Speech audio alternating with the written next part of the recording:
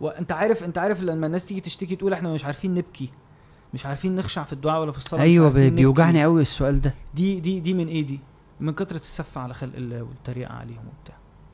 وفيها حديث عن سيدنا النبي صلى الله عليه وسلم ان انت طول الوقت عمال تتريق على ده وتوجع ده بكلمتين، وتعمل بوست ويعمل 100,000 شير وانت مش عارف انت بتقطع فيه ازاي وهو قاعد في بيته.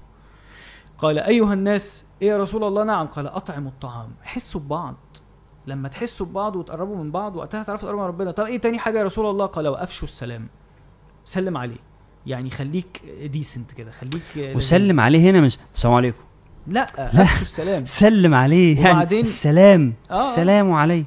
وبعدين يا رسول الله قال وصلوا الارحام، احنا بقى كنا بنعمل كده مع الغريب، فالقريب له برضو مكانه، وصلوا الارحام. وايه تاني يا رسول الله؟ قال وصلوا بالليل والناس نيام تدخلوا الجنه بسلام.